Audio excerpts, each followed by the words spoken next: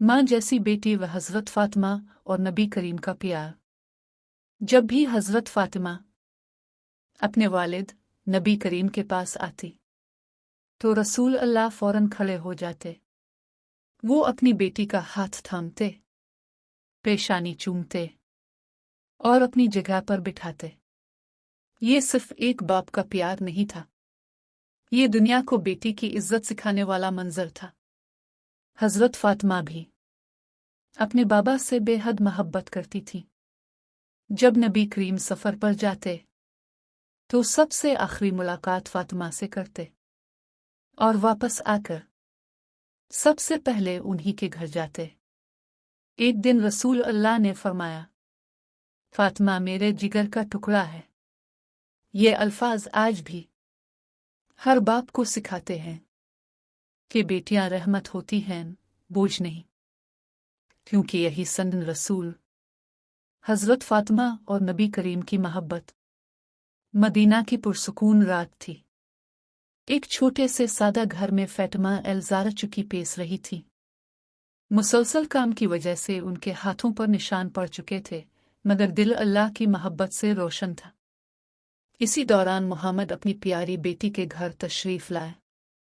जैसे ही हज़रत फ़ातिमा ने अपने वालिद मोहतरम को देखा, उनके चेहरे पर खुशी फैल गई। नबी करीम ने अपनी बेटी के हाथों की सख्ती और चेहरे की थकन को महसूस किया।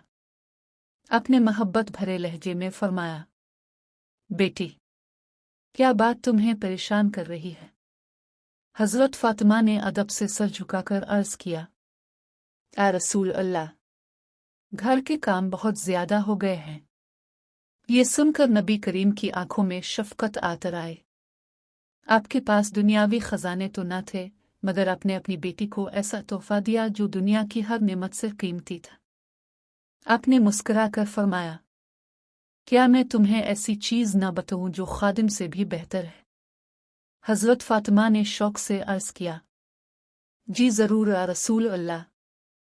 आपने फरमाया, सोने से पहले 33 मरतबा सुबहान अल्लाह, 33 मरतबा अल्हम्दुलिल्लाह और 34 मरतबा अल्लाह अकबर पढ़ लिया करो। ये सुनते ही हज़रत फ़ातिमा के दिल में सुकून आतर गया। उन्होंने समझ लिया कि असल ताकत और सुकून अल्लाह के ज़िक्र में है। इस रात मदीना का वो छोटा सा घर नूर से भर गया।